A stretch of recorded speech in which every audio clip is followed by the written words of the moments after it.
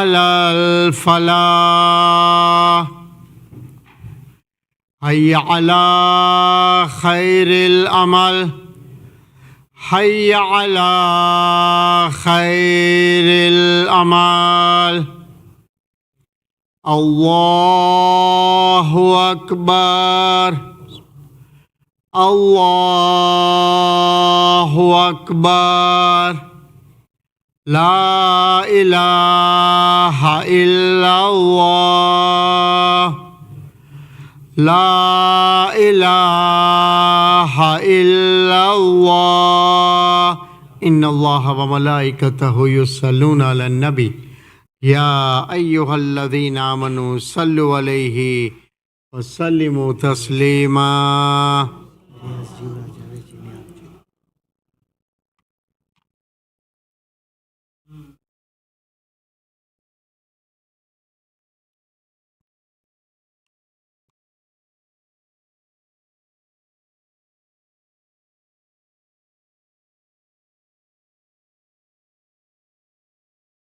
الشيطان اللعين الرجيم. بسم الله الرحمن الرحيم. الله أكبر، الله أكبر. أشهد أن لا إله إلا الله، أشهد أن لا إله إلا الله، أشهد أن محمدا رسول الله صلى الله عليه وسلم. أشهد أن محمدا رسول الله. أشهد أن عليا ولي الله. أشهد أن عليا حجة الله. حي على الصلاة، حي على الصلاة، حي على الفلاح، حي على الفلاح، حي على خير العمل، حي على خير العمل. قد قامت الصلاة، قد قامت الصلاة. الله أكبر، الله أكبر. لا إله إلا الله.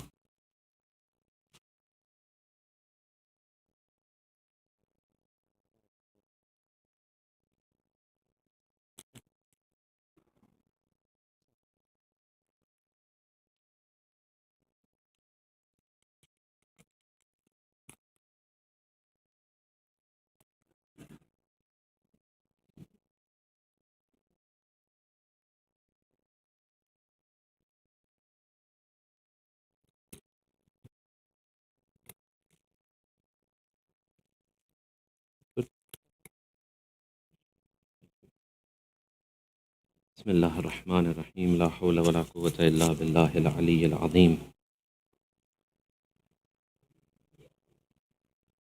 الله أكبر. بسم الله الرحمن الرحيم. الحمد لله رب العالمين، الرحمن الرحيم، مالك يوم الدين. إياك نعبد وإياك نستعين. اهدنا الصراط المستقيم، صراط الذين أنعمت عليهم غير المغضوب عليهم ولا الضالين. بسم الله الرحمن الرحيم. والتين والزيتون وطور سينين وهذا البلد الأمين. لقد خلقنا الإنسان في أحسن تقويم ثم رددناه أسفل سافلين. إلا الذين آمنوا وعملوا الصالحات فلهم أجر غير ممنون. وما يكذبك بعد بالدين. أليس الله بأحكم الحاكمين. الله أكبر. سبحان الله، سبحان الله، سبحان الله، سبحان ربي العظيم وبحمده. سمع الله لمن حمده. الله أكبر. سبحان ربي الأعلى وبحمده. اللهم صل على محمد وآل محمد. الله أكبر. أستغفر الله ربي وأتوب إليه. الله أكبر. سبحان الله، سبحان الله، سبحان الله، سبحان ربي الأعلى وبحمده. الله أكبر. بحول الله وقوته أقوم وأقعد. بسم الله الرحمن الرحيم. الحمد لله رب العالمين، الرحمن الرحيم، مالك يوم الدين. إياك نعبد وإياك نستعين. اهدنا الصراط المستقيم، صراط الذين أنعمت عليهم غير المغضوب عليهم ولا الضالين. بسم الله الرحمن الرحيم قل هو الله أحد الله الصمد لم يلد ولم يولد ولم يكن له كفوا أحد ذلك الله ربي الله أكبر. اللهم صل على محمد وآل محمد. ربنا اغفر لي ولوالدي وللمؤمنين يوم يقوم الحساب رب ارحمهما كما ربياني صغيرا. الله أكبر. سبحان الله سبحان الله سبحان الله سبحان ربي العظيم وبحمده. سمع الله لمن حمده. الله أكبر. سبحان ربي الأعلى وبحمده. اللهم صل على محمد وآل محمد. الله أكبر. استغفر الله ربي وأتوب إليه. الله أكبر. سبحان ربي الأعلى وبحمده. سبحان الله سبحان الله سبحان الله. الله أكبر. الحمد لله. أشهد أن لا إله إلا الله وحده لا شريك له وأشهد أن محمدا عبده ورسوله. اللهم صل على محمد وآل محمد بحول الله وقوته.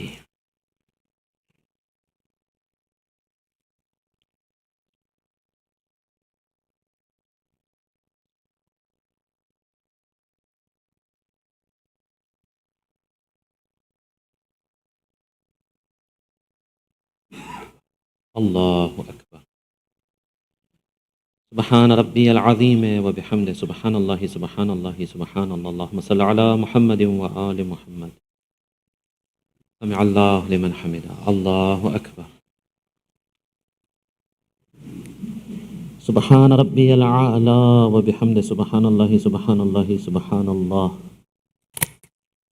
الله أكبر. أستغفر الله ربي وأتوب إليه. الله أكبر. سبحان ربي الأعلى وبحمد. ربي صل على محمد وآل محمد وعجل فرجهم. الله أكبر. الحمد لله. أشهد أن لا إله إلا الله وحده لا شريك له وأشهد أن محمدا عبده ورسوله.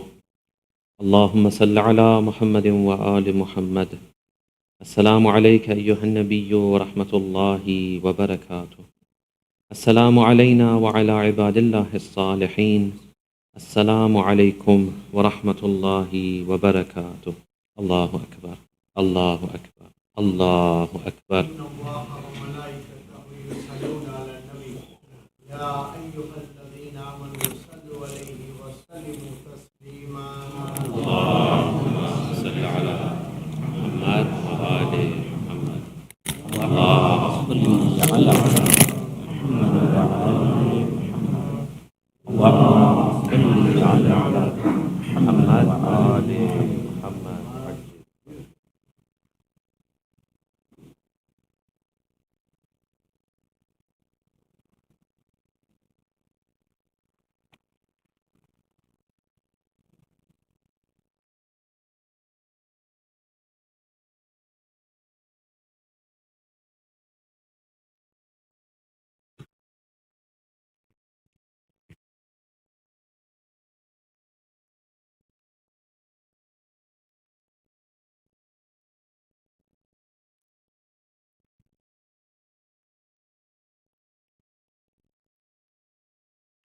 أستغفر الله الذي لا إله إلا هو الحي القيوم الرحمن الرحيم ذو الجلال والإكرام وأتوب إليه.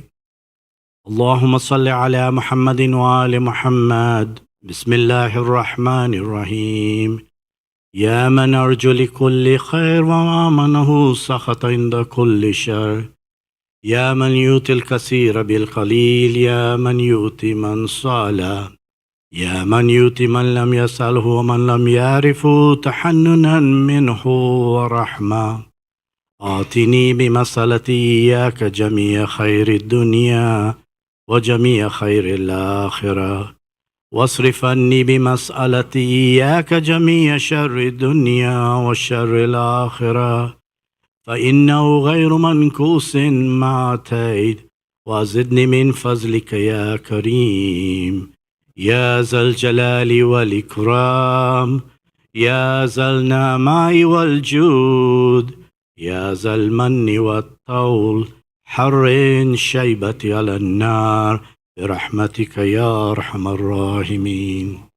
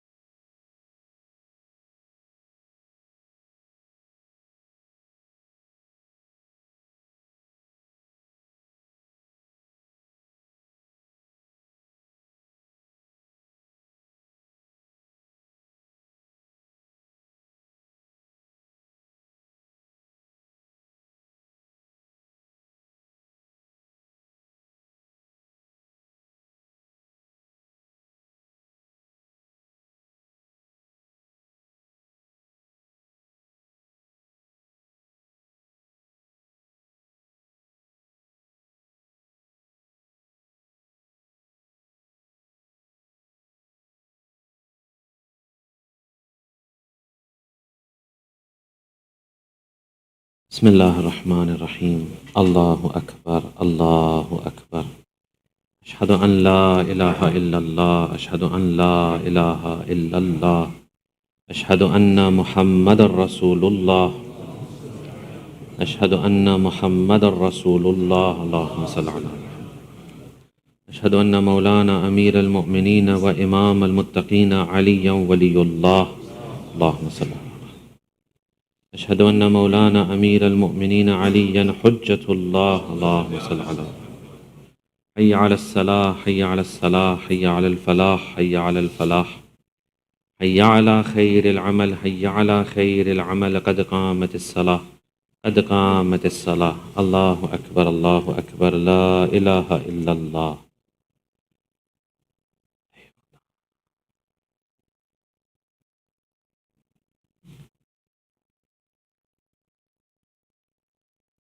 الله أكبر. بسم الله الرحمن الرحيم. الحمد لله رب العالمين الرحمن الرحيم مالك يوم الدين. إياك نعبد وإياك نستعين. اهدنا الصراط المستقيم صراط الذين أنعمت عليهم غير المغضوب عليهم ولا الضالين. بسم الله الرحمن الرحيم. إنا أعطيناك الكوثر فصل لربك وانحر إن شانئك هو الأبتر. الله أكبر. سبحان الله سبحان الله سبحان الله سبحان ربي العظيم وبحمده. سمع الله لمن حمده. الله أكبر. سبحان ربي الأعلى وبحمد. اللهم صل على محمد وآل محمد. الله أكبر. أستغفر الله ربي وأتوب إليه. الله أكبر. سبحان ربي الأعلى وبحمده سبحان الله سبحان الله سبحان الله. الله أكبر. بحول الله وقوته أقوم وأقعد. بسم الله الرحمن الرحيم. الحمد لله رب العالمين الرحمن الرحيم مالك يوم الدين إياك نعبد وإياك نستعين اهدنا الصراط المستقيم صراط الذين أنعمت عليهم غير المغضوب عليهم ولا الضالين. بسم الله الرحمن الرحيم. إذا جاء نصر الله والفتح ورأيت الناس يدخلون في دين الله أفواجا فسبح بحمد ربك واستغفر إنه كان توابا. الله أكبر. اللهم صل على محمد وآل محمد. اللهم بحق فاطمة وأبيها وبعلها وبنيها وسر المستودع فيها صل على محمد وآل محمد وافعل بنا ما أنت أهل ولا تفعل بنا ما نحن أهل يا أهل التقوى والمغفرة يا أرحم الراحمين. الله أكبر. سبحان ربي العظيم وبحمده سبحان الله سبحان الله سبحان الله. سمع الله لمن حمده. الله أكبر. سبحان ربي الأعلى وبحمد اللهم صل على محمد وآل محمد. الله أكبر. أستغفر الله ربي وأتوب إليه. الله أكبر. سبحان الله سبحان الله سبحان الله. سبحان ربي الأعلى وبحمده. الله أكبر. الحمد لله. أشهد أن لا إله إلا الله وحده لا شريك له وأشهد أن محمدا عبده ورسوله. اللهم صل على محمد وآل محمد بحول الله وقوته.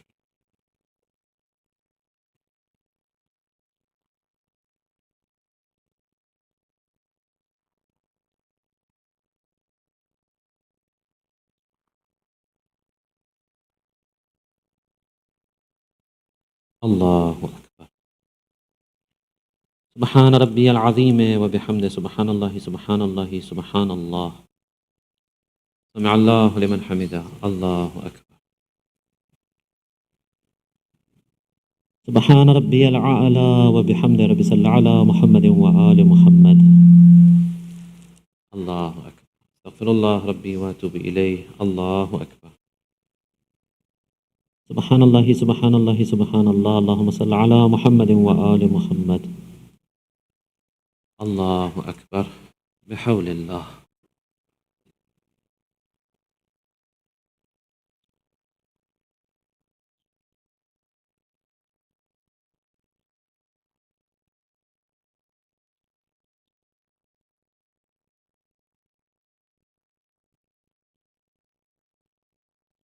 الله أكبر. سبحان ربي العظيم وبحمده سبحان ربي العظيم وبحمد ربي صل على محمد وآل محمد. سمع الله لمن حمده. الله أكبر. سبحان ربي الأعلى وبحمد ربي صل على محمد وآل محمد.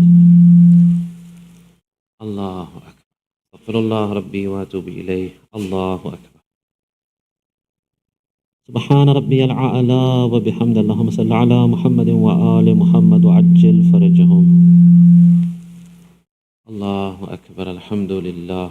أشهد أن لا إله إلا الله وحده لا شريك له وأشهد أن محمدا عبده ورسوله. اللهم صل على محمد وآل محمد. السلام عليك أيها النبي ورحمة الله وبركاته.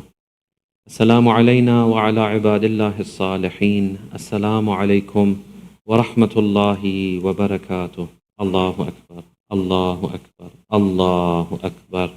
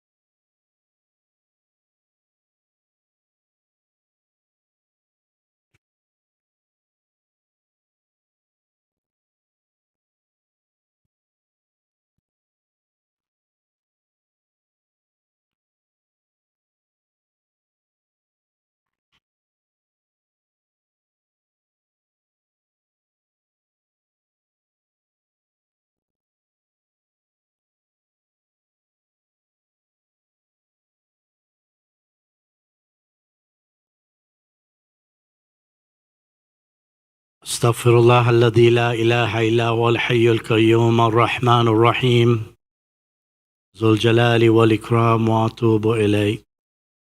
اللهم صل على محمد وآل محمد. بسم الله الرحمن الرحيم. يا من أرجو لكل خير وآمنه سخط عند كل شر، يا من يؤتي الكثير بالقليل، يا من يؤتي من سأل، يا من يؤتي من لم يسأله ومن لم يعرف تحننا منه ورحمة. آتني بمسألتي إياك جميع خير الدنيا وجميع خير الآخرة، واصرف عني بمسألتي إياك جميع شر الدنيا وشر الآخرة، فإنه غير منكوس ما أتيت. وزدني من فضلك يا كريم يا ذا الجلال والإكرام، يا ذا النعماء والجود، يا ذا المن والطول. حرن شيبتي على النار برحمتك يا أرحم الراحمين.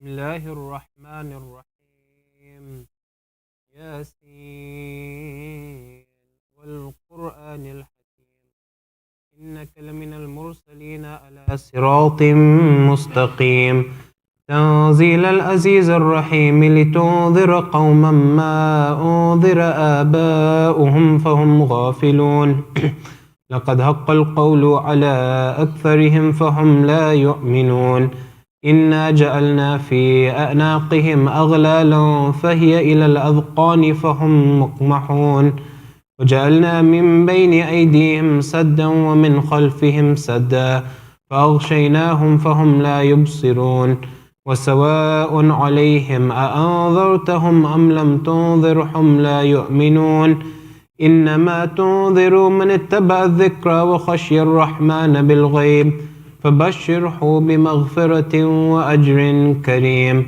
إنا نحن نحيي الموتى ونكتب ما قدموا وآثارهم وكل شيء أحصيناه في إمام مبين واضرب لهم مثلا أصحاب القرية إذ جاءها المرسلون إذ أرسلنا إليهم 2 فكذبوهما فعززنا بثالث فقالوا إنا إليكم مرسلون قالوا ما أنتم إلا بشر مثلنا وما أنزل الرحمن من شيء إن أنتم إلا تكذبون قالوا ربنا يعلم إنا إليكم لمرسلون وما علينا إلا البلاغ المبين قالوا إنا تطيرنا بكم لئن لم تنتهوا لنرجمنكم وليمسنكم منا عذاب أليم قالوا طائركم معكم أئن ذكرتم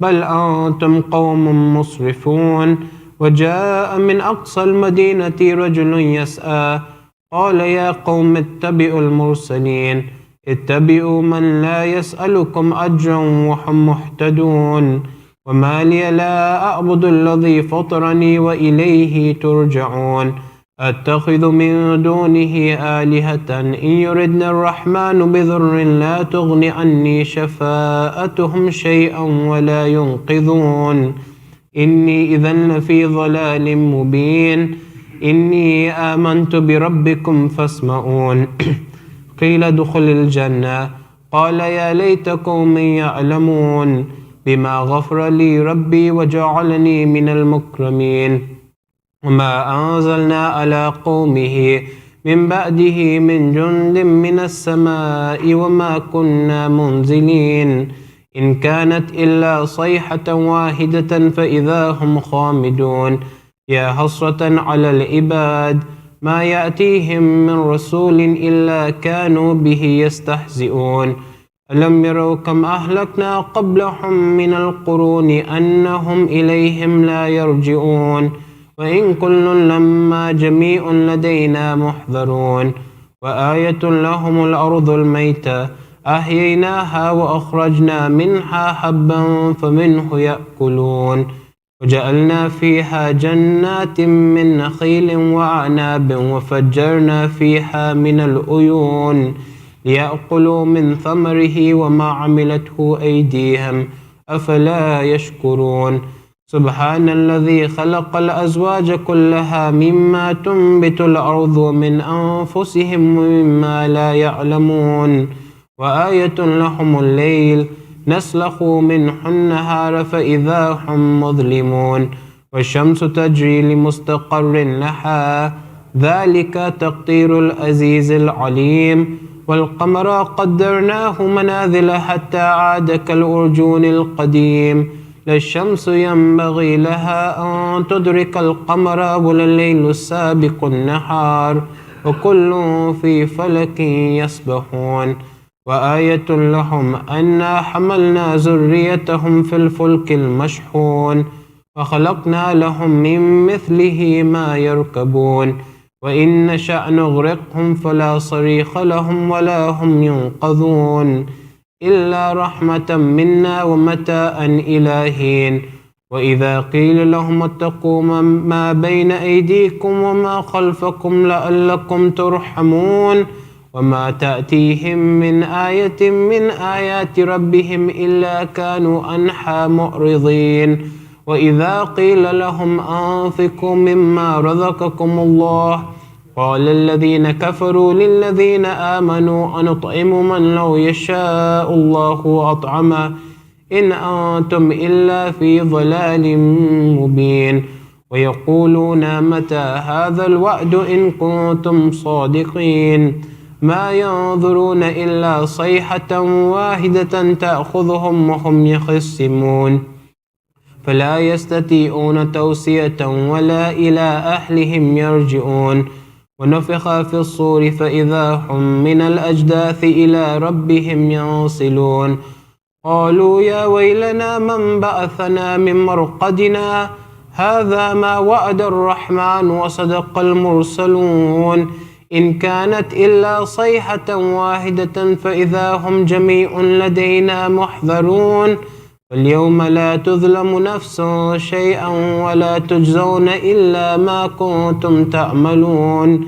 إن أصحاب الجنة اليوم في شغل فاكهون هم وأزواجهم في ظلال على الأرائك متكئون لهم فيها فاكهة ولهم ما يدعون سلام قولا من رب رحيم وامتازوا اليوم أيها المجرمون ألم أعهد إليكم يا بني آدم أن لا تعبدوا الشيطان إنه لكم عدو مبين وأن اعبدوني هذا صراط مستقيم ولقد أذل منكم جبلا كثيرا أفلم تكونوا تعقلون هذه جهنم التي كنتم توعدون اصلوها اليوم بما كنتم تكفرون اليوم نختم على أفواههم وتكلمنا أيديهم وتشهد أرجلهم بما كانوا يكسبون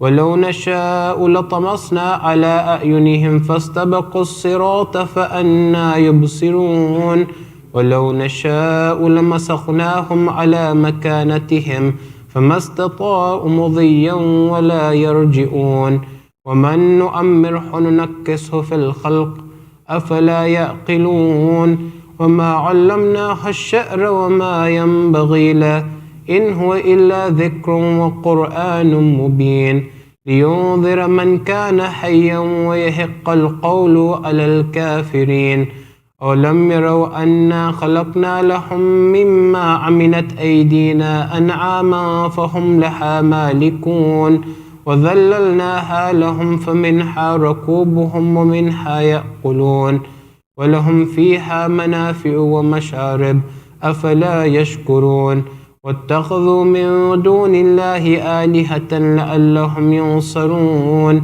لا يستطيعون نصرهم وهم لهم جند محضرون فلا يحزنك قولهم إنا نعلم ما يسرون وما يعلنون ولم ير الإنسان أنا خلقناه من نطفة فإذا هو خصيم مبين وضرب لنا مثلا ونسي خلقه قال من يحيي العظام وهي رميم قل يحييها الذي أنشأها أول مرة وهو بكل خلق عليم الذي جعل لكم من الشجر الأخضر نارا فإذا أنتم منه توقدون أوليس الذي خلق السماوات والأرض بقادر على أن يخلق مثلهم بلى وهو الخلاق العليم إنما أمره إذا أراد شيئا أن يقول له كن فيكون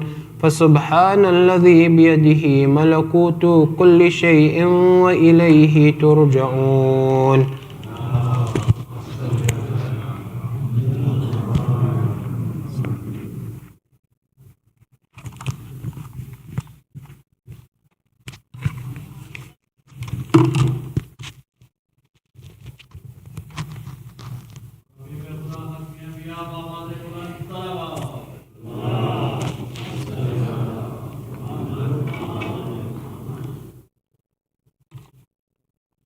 बर मोहम्मद वाल मोहम्मद सलावत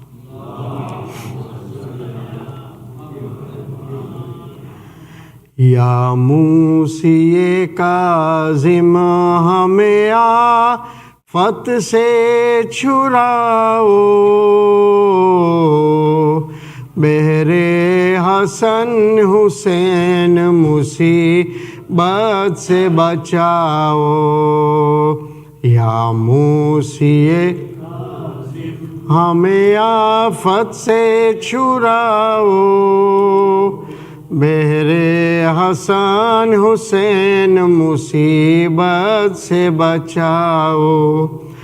पहले है तलब इज़्न दुखूल मूसी-ए-काज़िम, करता हूँ सलाम कीजियो कबूल मूसी-ए-काज़िम। मतलब मेरा होए हुसूल मूसी-ए-काज़िम, ना फेर नदर से मालूम मूसी-ए-काज़िम। या मूसी-ए-काज़िम हमें आफत से छुड़ाओ, पहरे हसन हुसैन मुसीबत से बचाओ। आया हूँ दर पे आपके और करता हूँ सवाल, तुम ही मेरे हाजत रवा हो फातिमा के लाल। सामान गैब कर दो मेरे वास्ते फिलहाल, तल जाए जिसे सारा मेरा रंजुर मलाल। या मूसी-ए-काज़िम हमें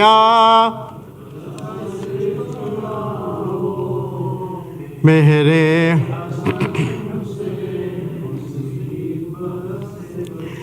बाबुल हवाई जाप का लक़ब है आश्कार, थोड़े ही बरस पहले का है किस्सा यादगार।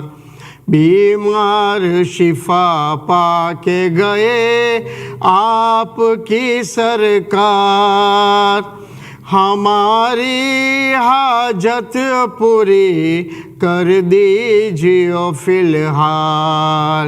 या मूसी-ए-काज़िम हमें छुड़ाओ, हसन हुसैन मुसीबत से बचाओ। हो गए बाज़ु कलाम मश्क बचाई न गई, हो गए बाज़ु कलाम मश्क बचाई न गई। जाने क्या कह गए बाई से अलमदारे जरी, जाने क्या कह गए बाई से अलमदारे जरी। लाशे अब्बास की सरवर से उठाई न गई, हो गए बाज़ु कलाम मश्क बचाई न गई। लाशे अंधेरे में सकीना की थी मोहताजे कफन, लाश अंधेरे में सकीना की थी मोहताजे कफन। शम्मा तक शाम के जिंदा में जलाई न गई,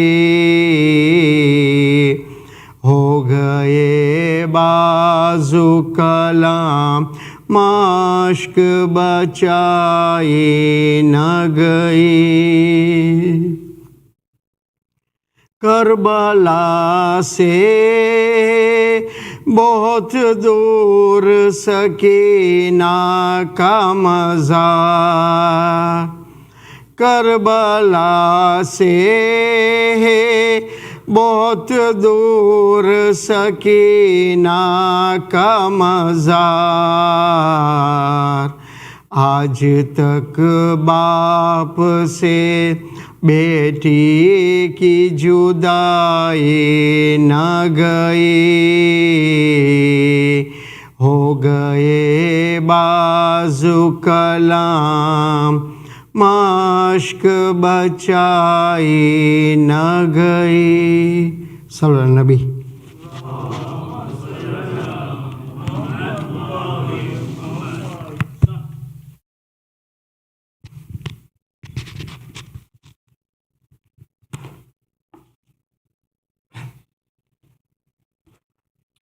Bismillahirrahmanirrahim. Sheikh Abbas Ismail, my respected elders, brothers and sisters in Iman. Assalamu alaikum wa rahmatullahi wa barakatuh.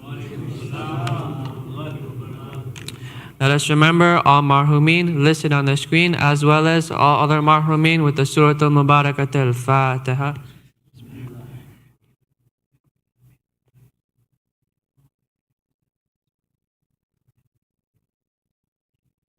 Let us also remember all those in need here and elsewhere, as well as all those listed on the screen with the dua shifa maris. Let us recite together. Bismillahirrahmanirrahim. Amma yujibul mutharra idha da'ahu wa yakshifu su. Amma yujibul mutharra idha da'ahu wa yakshifu su. أما يجيب المضطر إذا دعاه ويكشف السوء أما يجيب المضطر إذا دعاه ويكشف السوء أما يجيب المضطر إذا دعاه ويكشف السوء. Ya Allah. HIC Academy invites all parents for a coffee with Sheikh Abbas Ismail, a Bulugh and pre-Bulugh session workshop on Sunday, January 26th from 10:40 a.m. to 11:30 at Galileo School in Sanford. For further information and to register, please refer to the newsletter.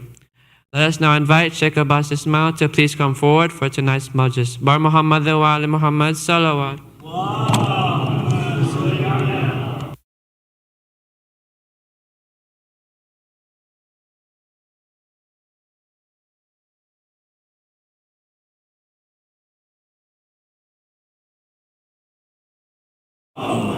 صل على محمد وآل محمد وعجل فرجهم. أعوذ اللهم صل على محمد وآل محمد وعجل فرجهم. أعوذ بالله من الشيطان الرجيم. بسم الله الرحمن الرحيم. الحمد لله رب العالمين بارئ الخلائق أجمعين باعث الأنبياء والمرسلين، ثم الصلاة والسلام على أشرف الأنبياء والمرسلين خاتم النبيين شفيع المذنبين رحمة للعالمين مولانا وسيدنا أبي القاسم محمد.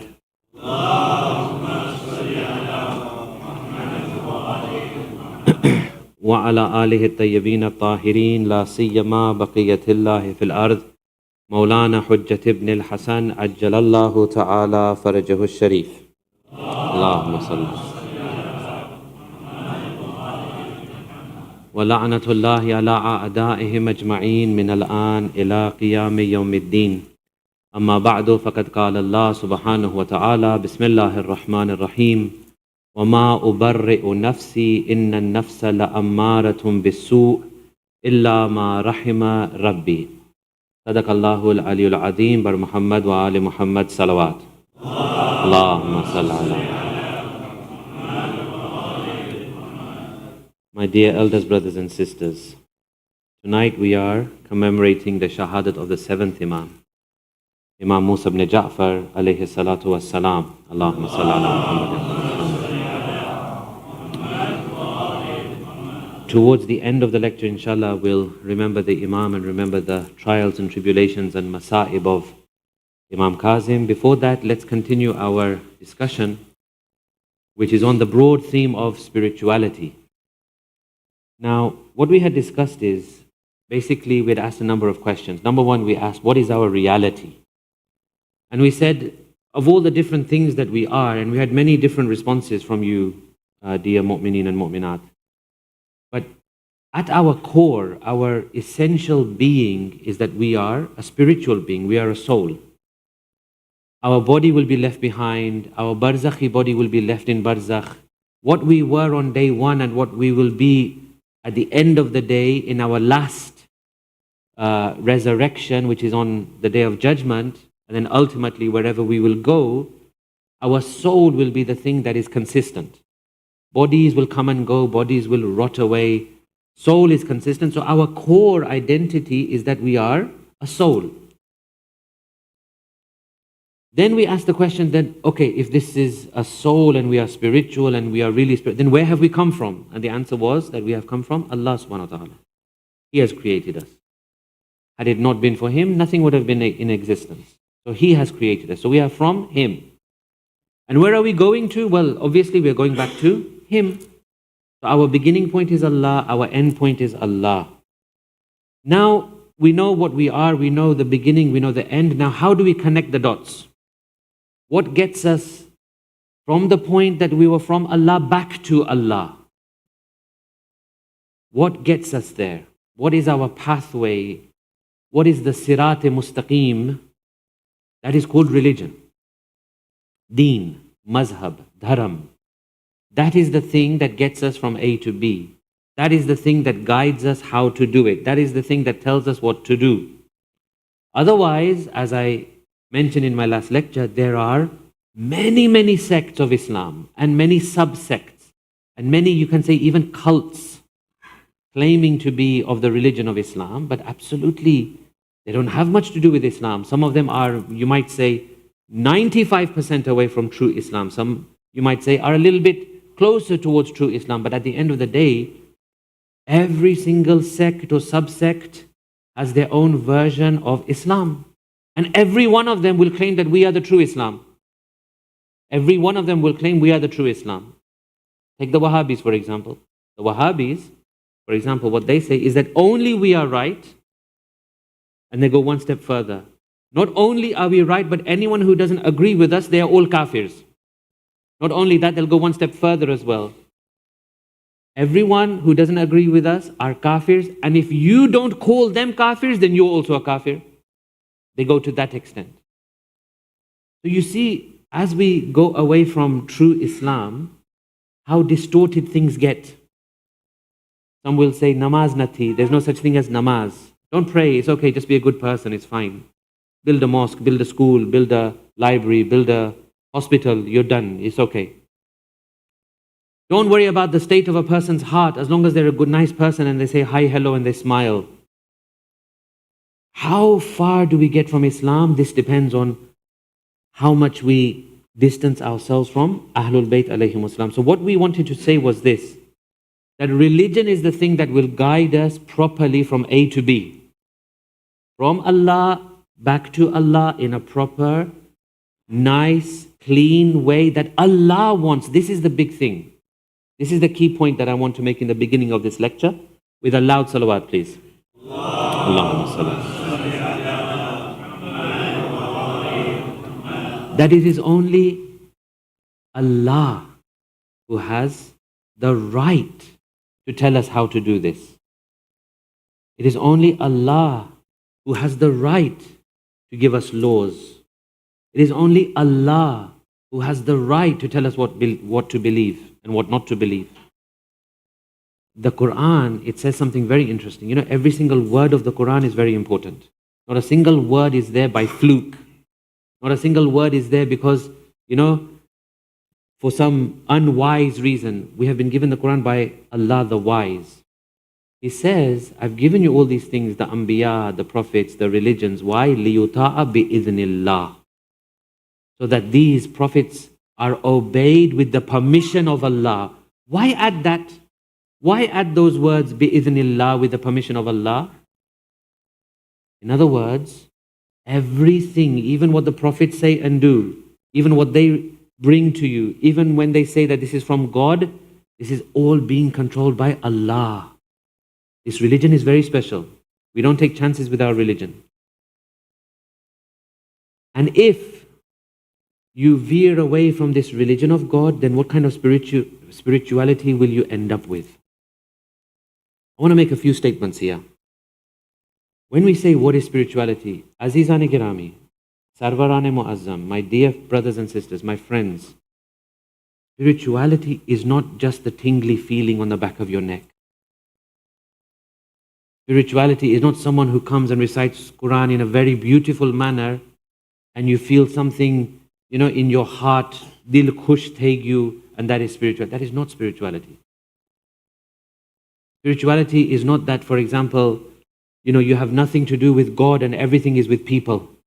Serve people, it's okay, you're a good person. That's what matters. No, that's not what we regard as spirituality. Spirituality is what Allah wants. Spirituality is directed by God, decided by God, starts from God, ends with God. Even prophets and imams are not allowed independently to put things into religion.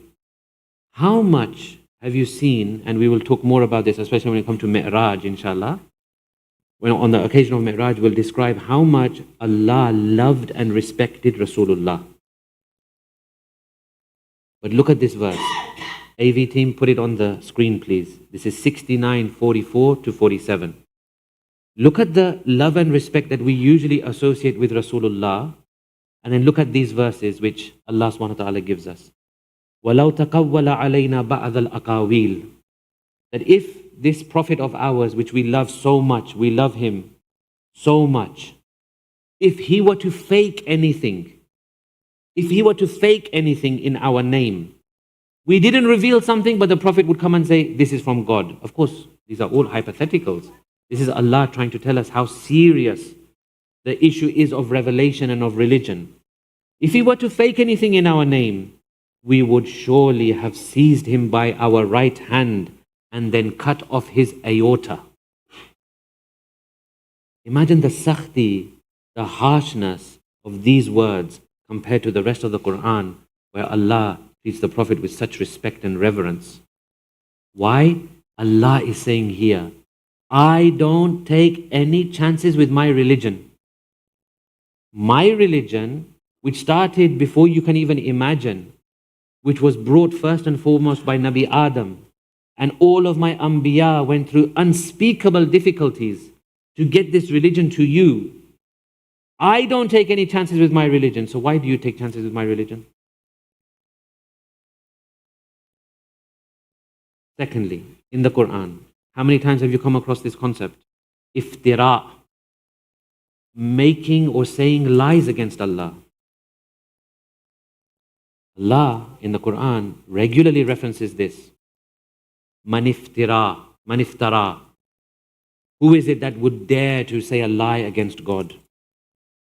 Then bring all the ahadith about sticking with Ahlul-bayt. Ali is with Haq, Haq is with Ali. Quran is with Ali, Ali is with the Quran. If you see the whole world going in one direction, but you see Ali ibn Abi Talib going the other direction, leave the whole world, go with the direction of Ali alayhi salam. Man kuntu mawla fahada aliyun mawla. Oh Ali, you after me are the one to guide people. Oh Ali, you are to me like Harun was to Musa, except that there will be no prophet after me. Why? Why the Prophet has to tell us again and again and again? Because he's trying to say that a time will come that your religion will get distorted. And the only way you'll be able to hold on to the pure religion is with Ahlul-bayt. So whenever we think about spirituality, Azizani Kirami, whenever we think about spirituality, we have to understand that spirituality is only available with the religion of Islam as taught by Ahlul-bayt. There is no other place. There is no other thing. There is no other system. The system has come to us with a lot of difficulty, with a lot of safeguarding. You know, I don't know if you've been asked this question. I get asked this from time to time. You meet someone from another sect of Islam, for example, and what they say is, for example, why do you Shias, why did you branch off from Islam? Why couldn't you just stay with the rest of the Ummah? Why did you have to branch off from Islam? I'm sorry, but the answer to that is, we didn't branch off, you branched off. What we say is, our religion of Islam, Shia Islam, is the original Islam. We didn't branch off from anything. So this religion is very special and this is very sacred. My question now for you to just think about is, are we, me and you, our community, our Jamaat, our wider community, whoever it may be, our family members, are we tampering with religion? Are we of those who tamper with religion? Are we of those who are willing to accept religion the way it is, or do we like to tamper and put our own spin on it, put our own ingredients on it? For example, do we not hear many times people saying, maybe we say it sometimes, Na'udhu billah, yeah, but this doesn't make sense to me. I'm Hasse, it might be like this, but this doesn't make sense to me. Or sometimes we say, do you really think Allah would be so bothered about this small issue? Do you really think Allah would be bothered whether you shake the hand of a na-mahram or not? Do you really think Allah, astaghfirullah, is that petty that He would be bothered by these things? Hello? You are the one who gives the religion, or He's the one who gives the religion? So He should be bothered or you should be bothered? We say things like, that time has gone. Now we live in a modern time, tarakki yafta, advanced time. We don't need those old things. Those times are gone now. Hijab is irrelevant. Come on, who does hijab now? Those times are gone now. Hijab was for different place, different time. Now our hijab is something else. Our hijab is modesty. Just be modest. Do we not tamper with our religion? Now you tell me, if the religion is so sacred, it's come to us through so much difficulty, through so many centuries, through so much sacrifice, and that is the only one path towards Allah, Ihdina Sirat al-Mustaqim, the one true path. And then we begin to tamper within our religion, then what will our spirituality be?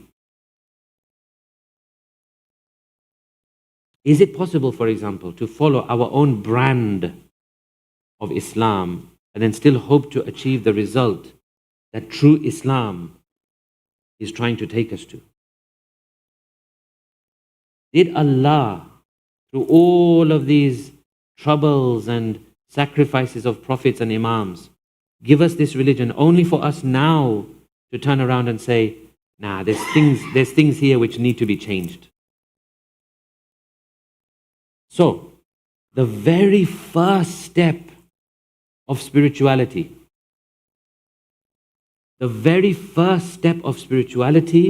is called in Arabic inqiyad. In English, subjugation of the self, submission, subjugation, humility in front of God, submitting in front of God, having the guts to say, Khudaya, you know more than me. Khudaya, this religion, my wisdom is very limited, your wisdom is unlimited. So if you say something, I'm all right with that because I know that you are more knowledgeable and powerful and wise than I am. Inqiyad. Now when a person doesn't have inqiyad, when a person doesn't have that guts to submit, that courage to submit in front of God, then what will happen?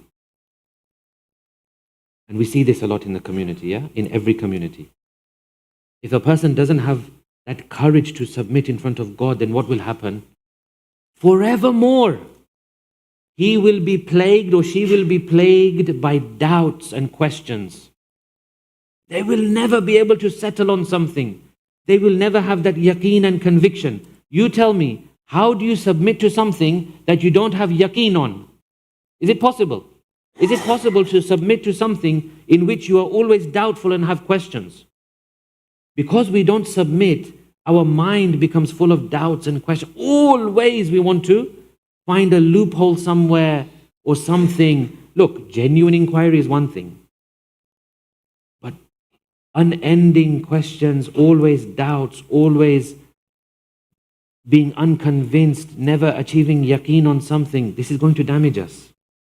Because you'll never be able to submit. And if you don't submit, then really your Islam has got holes in it. Because Al-Islamu, Amirul Mu'mineen says, Al-Islamu taslimun. Only Ali can say this. Only Ali in 2 words can give us the entirety of religion. In 2 words, Imam Ali says, Al-Islamu taslimun. Islam means submitting. Allahu Akbar. Ya Rasulullah. Ya Ali. The spirit of Islam is to submit. The spirit of Islam is inqiyad. The spirit of Islam is to humble yourself. The spirit of Islam is to be respectful towards religion. If you keep looking for holes in religion, then you will never be able to submit. Because your certainty will not be there. And to submit to something in which you do not have certainty is very difficult. So what does Islam do for us? It, number one, joins us with Allah subhanahu wa ta'ala. Number two, it protects us from distortions. Number three, it saves us from being inside a cult where, for example, there's some nefarious, evil person looking to take advantage of us. It saves us from that kind of thing. Number four, it stops us from being misguided. But number five, the best of them. When I used to be resident alim of Essex Jamaat, there was a school that I used to visit once a year. They used to invite me. We used to do a presentation to the eldest class of the school. And that was a Christian school, by the way. The eldest class, which we call sixth form, I don't know what you would call it, but they're 16 to 18-year-olds. The stage before university. Okay, so the last year of high school, I guess you guys would call it. So what we used to do a short presentation around 20 minutes, and then we used to take questions for 20 minutes. So on one occasion, I remember, one question had come. The guy put his hand up. I said, yeah. He said, you can't drink. I said, no. He said, you can't take drugs. I said, no. He said, no sex before marriage. I said, no. He said, you go have issues with music. I said, correct, we have issues with music. He said, you don't go to nightclubs. I said, no. He said, so all of these things, what do you like about your religion? Young person, obviously a young person's mind, yeah? I said, well, what do you like about your religion? I told him the thing that I like about my religion is that it gives me an accurate picture of reality. Islam gives me an accurate picture of reality. I understand the world. I understand concepts like predestination, destiny, ismat. I understand what science cannot even come to an understanding about, which is how this world came into creation. I understand what was before this world. I understand what science will never be able to tell you, which is what will happen after this world. I can tell you that on the Day of Judgment, what color will the sky be? I can tell you on the Day of Judgment, what kind of earth will we be standing on? I can tell you that there will be different groups. I can tell you about the angels. I can tell you about other creatures. Islam gives me reality. So when we talk about spirituality, what spirituality actually is connecting with Allah inside this reality which Islam gives us. It gives us the reality. It gives us these things. Now we come on to the question which I had posed the other night, if you're ready for it, inshallah, with the salawat ala Muhammad wa ali Muhammad.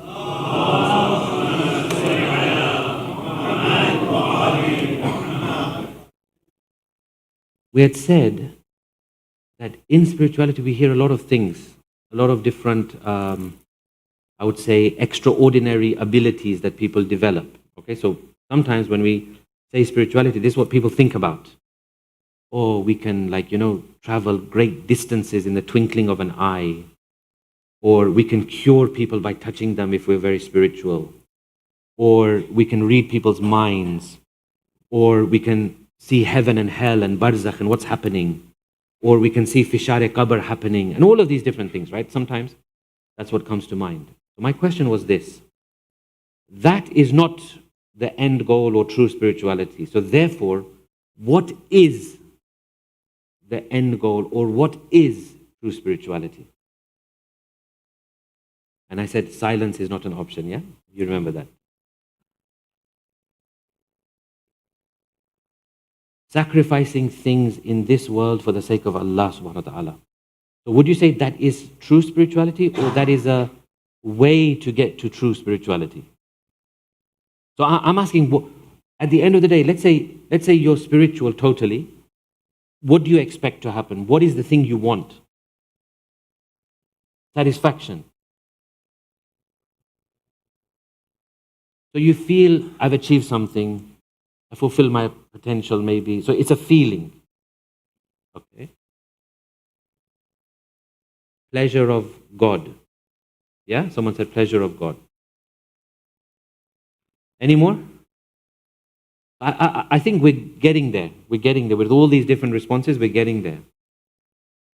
True spirituality, like the end goal, the end goal is to feel the love of Allah subhanahu wa ta'ala. That's actually what it is to feel the love of Allah. That love of Allah envelop you. Now, whether you can say that gives me satisfaction, whether you say that removes me from my material life, whether you say it's achieving the pleasure of God. But the love of God to envelop someone, that's the end goal. That's the end goal. So, when you get connected with Allah, Allah is what? Allah is what? Allah is basically, in my way of saying it, it's Zat la yatanaha. It's a power or an essence or a being which has no limits. So if Allah is loving, He's loving in an unlimited sense, endless love. If He's merciful, it's endless mercy, unlimited mercy. If it's generosity, it's unlimited generosity. Now imagine if you can encounter that. Imagine what would happen to you if you could encounter that. Unlimited power and generosity. So, spirituality, when we say spirituality, it's working on the ruh, on the nafs, working on the soul, linking it with Allah within the religion of Islam in order to achieve the love of Allah. All of that we've been discussing in the last few lectures, I've just tried to put it into 4 or 5 sentences. To experience the love of Allah. There was a king, a ruler, and he had a grand palace and a grand hall, and he was decorating. And he said to his disciples, he said, look, let's do something interesting. I want to do a competition. Let's call the best artists, and they design. And one side of the hall, this big wall here, one group will take, and the other side of the hall, let the other group take, and then we'll see. We'll give them a deadline, let's say 1 or 2 months. We'll see whichever one is better, they'll get a big prize from me. So his advisor said, yeah, you know what? The famous ones in this field are the Chinese and the Romans. These are the 2 groups that we know about. They're fantastic in art and they're fantastic in design and these things, and they use all these colors and shapes. The king says, okay, call them. So the Romans were invited and they sent a group of artists. The Chinese were invited, they sent a group of artists. So the king said, okay, off you go. You have a deadline. Do your best. After the deadline is finished, I'm going to come and I'm going to ask you to show me your designs, and then the winner will get a big reward. So they both put up curtains, cloths, so that the other side cannot see. And they're both going, and they're both working, and they're both doing their thing. And then after the deadline, let's say, 60 days maybe, the king comes along and he says, right now, the deadline is done. Show me what you've done. So the Romans said, we will go first. We will show you first. The Romans took down their cloths, and everyone was, flabbergasted, amazed. The colors, the design, the shape, the richness, the combination. And everyone was like, oh my God, this is amazing. This is true art. They're all thinking now, the other side, the Chinese, how are they going to match this, right? How are they going to get close to this? The king said, okay, now you show us. So they took their cloths down. And it was exactly the same on that side. Exactly the same on that side. So the king was like, what's going on here? But then, as he started to move, he saw something. That the Chinese, what they had done is, they had actually not done any art. They had polished the wall to such an extent that the wall had become a mirror. So all that side was doing was mirroring the other side. So there, one group had done a fantastic design. Here, they had just polished and made it like a mirror. So the mirror now is reflecting what is on that side. The moral of the story is that Allah's beauty is all around us anyway. Jamal of Allah, the beauty of Allah, the attributes of Allah, the names of Allah, the qualities of Allah are all around us anyway. So what do we need to do? We don't really have any agency to produce spirituality. That's not what we are supposed to do. What we are supposed to do is to clean ourselves and our hearts to reflect the beauty of Allah subhanahu wa ta'ala. Allahumma salli ala Muhammad. Because the beauty of Allah is already there. Allahu nuru samawati wal ard is already there. He already has His beauty in the universe and in the world. His rahmah, His generosity, His kindness, His knowledge, His wisdom, His power is already there. We don't produce anything of ourselves, but we can reflect His names and attributes and beauty. When you see someone, for example, who's generous, what are they doing? That generosity has not just come to them from themselves. They are reflecting the generosity of God. And when you see someone taking care of other people, they are just reflecting the quality of God which takes care of people. And when you see a mother being kind to her children, that mercy of God is being reflected in that mother. When you see a community strong, united, that is the strength of Allah being manifested in that community. Why A'imma alayhimus salam? Why do we say to them that, for example, they were the hand of God and the face of God and the eye of God? Why do we say these things? Because they were manifesting those attributes of Allah subhanahu wa ta'ala. These are not just emotional statements.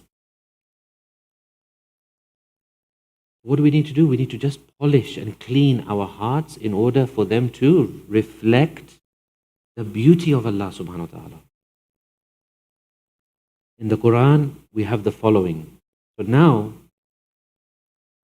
if we've understood that theory and the basis of our discussion, we can continue And I want to share with you tonight the first level of nafs, which is the most base, which is the most, we can say, destructive level of the nafs. And this is called nafs-e ammara. The Quran says, وَمَا أُبَرِّئُ نَفْسِي إِنَّ النَّفْسَ لَأَمَّارَةٌ بِالسُّوءِ إِلَّا مَا رَحِمَ رَبِّي.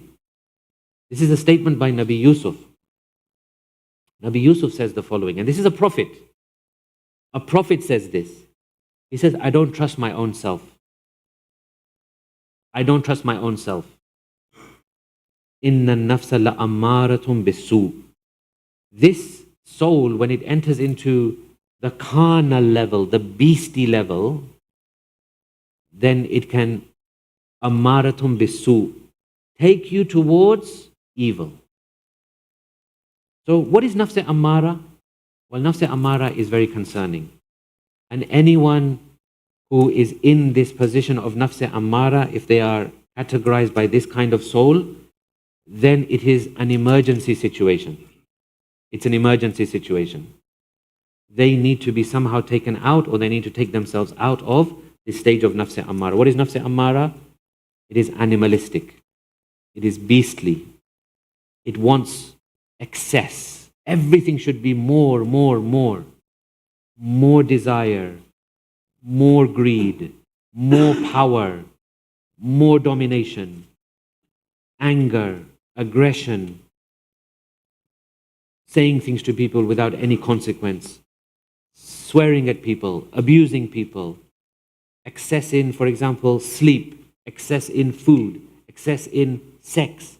All of these, what we would term animalistic things, are way over the top in this kind of person.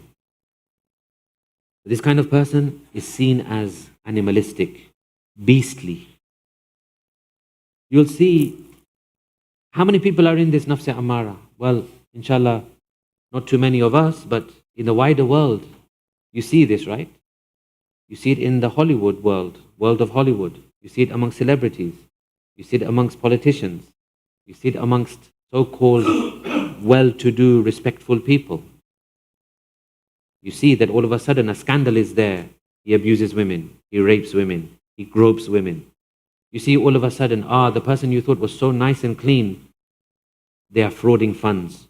They are embezzling. They're doing all sorts. You don't need to look far. Every so often you'll see that some celebrity somewhere is falling prey to this. Why? Why? Because that nafs-e ammara is there in every single person as a possibility. This is the thing that Nabi Yusuf says, that I never trust myself. I know my soul at any time can lash out and can become this beastly thing. One of the crime agencies of Europe, they used AI, and they used a fake girl. They made a girl using AI, a Filipino girl. The voice, the look, the clothes, everything was fake. And there was a police officer or a detective who was typing. Whatever he would type, this AI-generated girl would speak. They put that girl online to see how many pedophiles would come and be tempted by this girl. And they were trying to break into the world of pedophilia and this kind of thing, sex trafficking and whatnot. In a number of weeks, they hit 1,000 people. 1,000 people wanted to approach and wanted this fake AI girl to perform some kind of illicit act. And they were willing to pay, and they were willing to, do whatever they need to do. It's worrying, isn't it? It's worrying that at any time this animalistic side of a human being can come. It can take over a person. But that is an emergency situation. In Farsi we say nafs chun ajdahe hast ki murde ast. Az gham bi alati afsurde ast. Your nafs is like this hidden animal. You never know when it's going to burst out and sting you and bite you. You have to be very, very careful. So if someone feels that they are within this kind of realm of spirituality, this low level, it's an emergency situation. It's critical. In medical terms, they would need immediate surgery. In medical terms, they would need immediate life-saving measures. How to resolve this, how to move from this onwards and into a better state of the soul, inshallah, that is our discussion for tomorrow. Inshallah, with the salawat ala Muhammad wa ali Muhammad.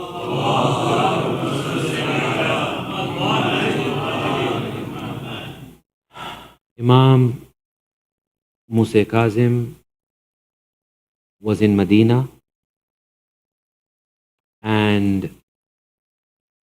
this was the time of the Abbasids. The Abbasid rulers, their name comes from the uncle of the Holy Prophet.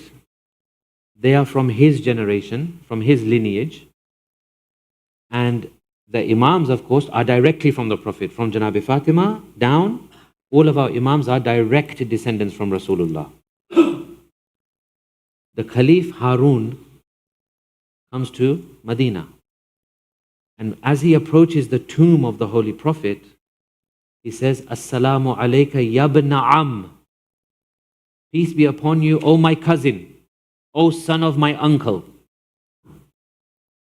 My cousin. He does this to impress people. That look how close I am to the Prophet. Look, I can claim a connection with the Prophet. Imam Musa-e-Kadhim comes and says, Assalamu alayka ya jaddah. Peace be upon you, O my grandfather. Imam has got no point to prove, but this was normally the practice of the Aimma. Rasulullah is their father or grandfather. Now this really annoyed the Caliph, and he felt that this was like a threat and this was like a disrespect. He says, this man has to come out of Medina. We need to take him over to Baghdad, but first he was taken to Basra. When he arrives in Basra, our holy Imam, imagine you're taken from your home, you're put into jail, and those jails were not like today's jails. Those jails were seriously very, very narrow, dark places. He's put into jail. Imam alayhi salam says, Oh Allah, all my life I have asked you for a private place to worship you. Thank you, my Lord, you have given me this private place to worship you. Look at the mind of the Imam. Then we see a period of 15 years. I always say that after Abu Abdullah, after Imam Sajjad, the most Mazloom Imam in terms of what physical things they went through is Imam Musa-e-Kadhim. For the next 15 years, Imam is taken from prison to prison. Why? Why so many changing of prisons? It is because in each prison when he went, he would overcome those jailers and those officers with love. They would fall in love with him. Harun would say, what are you doing? Why don't you torture him? They would say, Harun, how can we torture a man? In the day he is fasting. In the night he is in ibadat. What do we torture him? Harun says, why don't you send people in there to beat him? They say, we send people. Those people see the worship of the Imam. Imam speaks to them. They are overcome with love of the Imam. They become his followers. A woman was sent. A woman of low character was sent. She comes to the Imam and she says, I have been commanded to come to you. Whatever you want to do, I am at your service. Imam says, what do I have to do with you when my Lord has given me everything I need? The jailer comes after a while. He sees Imam is in sajda. That woman has repented and she is also in sajda. People who were not Arab would come into the jail, would come into the prison. And they would come out, they were non-Arabs, they were non-Muslims. When they would come out, they would say, now we are Muslims. They would be asked, what do you mean you are Muslims? When you went in, you were not even Muslims. You don't even know our language. They say, this man, he spoke to us in our own language. And he told us things, and we saw his behavior in such a way that we have accepted your religion. After 15 long years, different jails, different jailers, different people torturing the Imam, finally, Harun says, now I will send him to someone who is the most cruel of the time. And he sends him into the prison of Sindi bin Shahik. That prison was something else. That prison was not like any other prison. That prison, Imam could not even stand properly. That prison, Imam could not even see the sunlight properly. That prison, Imam was prevented from eating much, drinking much. That prison, Imam was so much beaten and restricted. They say that there was a place in the prison where Imam would be put that he has to be standing all the time, could not sit or could not lie down. And when his face would be shown in that position, Sindi would come and hit the face of the Imam. Year upon year, beating upon beating, torture upon torture. This was the life of Musa ibn Ja'far. Finally, on one occasion, one of the companions of the Imam, he manages to sneak in and steal a conversation with Imam. He says, Mawla, we are missing you. How long will it be, Mawla? How many years will it be that we are without you? Imam says to him, his name was Ali, he says, oh Ali, do not worry, you will soon be seeing me. Ali says, Ali got happy. He said, Imam, you are coming out. Are you leaving the prison? Are you finally being released? Imam says, you will see me on Friday. Go to the bridge of Baghdad on Jum'ah, you will see me. Ali goes back. Ali speaks to the rest of the companions. Ali tells the other Shias, I have brought you good news. Our Imam, our Mawla is being released. We are finally going to be able to speak with our Imam properly. We will finally be able to spend time with our Imam. They are all happy. On Friday morning, they gather around the bridge of Baghdad. Now, what do they see? They see that there's a crowd of people. This crowd of people is looking down at something. This crowd of people is speaking to each other. They say, let's have a look. What is going on? They go there. What do they see? They see there is a body on the bridge of Baghdad, and this body is still chained and shackled. The handcuffs are still on this body. The chains are still on this body. Oh Imam Musa-e-Kadhim, you are the only Imam. Imam Sajjad alayhi salam was put into prison. Other Aimma were put into prison. But you are the only Imam who died while he was in prison. They did not even take the shackles and the chains off you. These Shias gather around, they see the body of the Imam, their heart splits, their heart breaks, they begin to cry. Now what do we do with this Imam? How do we bury him? They say that one of the rich people of the area comes along and says, leave him to me, I will take care of everything. They say eventually Imam was picked up, Imam was taken, ghusl was given, kafan was given, proper burial was given. Today you see the shrine of Imam Al-Kadhim. What a brilliant Shandar shrine he has. May Allah give us tawfiq to go there again and again and do the Ziyarat of Imam Kadhim. Imam was buried there. His grandson Imam Jawad is buried there. Kadhimain is there. My heart goes out to Karbala. La yawmaka yawmika ya Aba Abdullah. That there was no day like your day, O Hussein. O Hussein, yours was the only lash, yours was the only body left in the sun for 2 days. Yours was the only body which was trampled again and again by the hooves of the horses. Yours was the only body that the clothes were ripped off from your body. Yours was the only body that when they wanted to take the ring from your finger, they took out the dagger and they cut your whole hand and fingers off. Allah la'natullahi al-qawmi al-zalimin wa saya'lamu alladhina zalamu ayya munqalibin yanqalibun matame Hussein.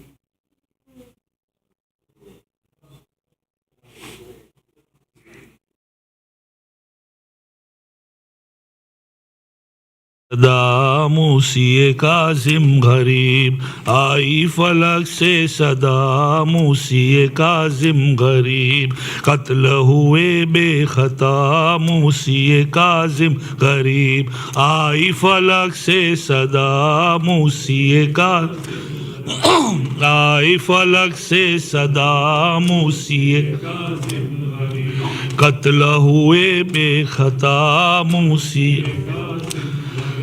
आपके 40 थे अहले अयालो यतीम, लाश पे कोई न था मूसी-ए-काज़िम गरीब, आई फलक से सदा आई फलक से सदा मूसी-ए-काज़िम गरीब, कत्ल हुए बेखत मूसी। लाशे मुकद्दस रही जिस्र के बगदाद के, कोई न पुरसा हुआ मूसी-ए-काज़िम गरीब, आई फलक से सदा मूसी-ए-काज़िम, आई फलक से सदा मूसी-ए-काज़िम गरीब, कत्ल हुए बेखता।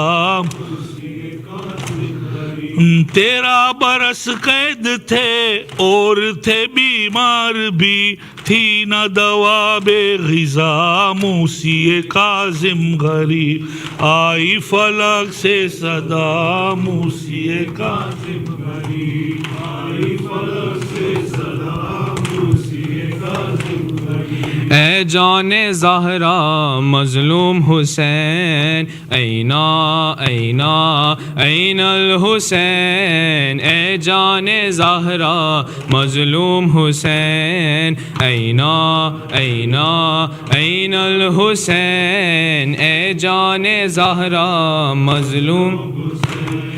ए लाल मेरा पता हो कहाँ, जन्नत से आई हूँ सुन लो फुगा, ज़हरा थी करबल में नौहा कुना, शिद्दत से करती थी गम को बयां, माँ को दिखा दो तू चेहरा हुसैन, ए जाने ज़हरा मज़लूम हुसैन, ऐना ऐना ऐनल हुसैन, ए जाने ज़हरा मज़लूम हुसैन, ऐना ऐना ऐनल हुसैन, ने ज़हरा मज़लूम हुसैन।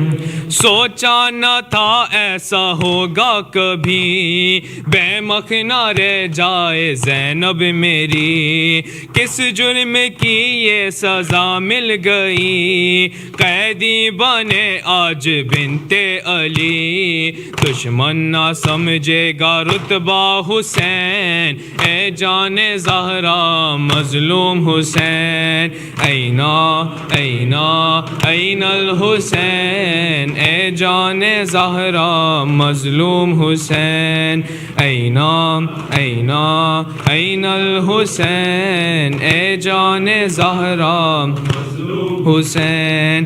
कासिम नहीं मेरा अकबर नहीं, ओनो मोहम्मद वो असगर नहीं, लाशें हैं बिखरी मगर सर नहीं, सर पर सकीना के चादर नहीं, हाँ लुट गया तेरा कुंबा हुसैन, ए जाने ज़हरा मज़लूम हुसैन, ऐना ऐना ऐनल हुसैन, ए जाने ज़हरा मज़लूम हुसैन, ऐना ऐना ऐनल हुसैन, ए जाने ज़हरा मज़लूम हुसैन। सीने पे सोने की आदी थी वो, अब खाक पर कैसे सोएगी वो, शाम गरीबा से खाइफ थी वो, ये कह के मक्तल पे जाती थी वो, बिस्तर है बाबा का सीना हुसैन, ए जाने ज़हरा मज़लूम हुसैन, ऐना ऐना ऐनल हुसैन, ए جان زهرا مظلوم حسین اینا اینا این الحسین ای جان زهرا مظلوم حسین. سورة البات الفاتحة.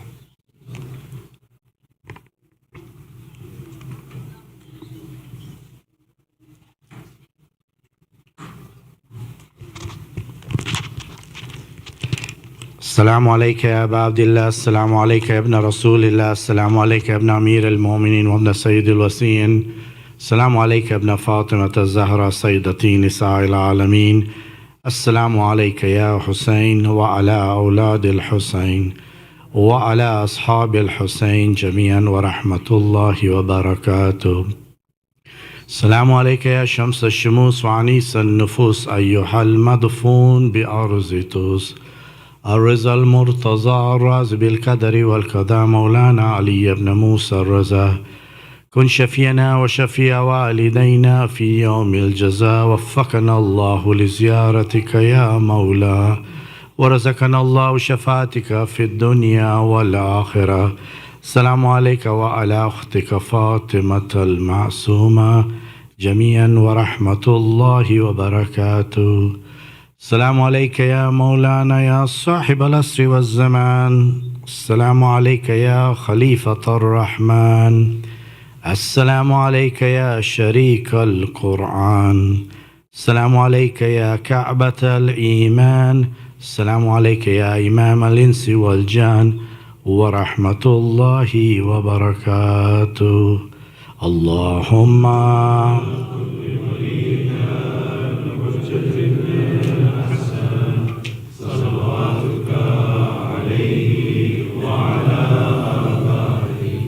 في هذه الساعة وفي كل ساعة وليا وحافظا وقائدا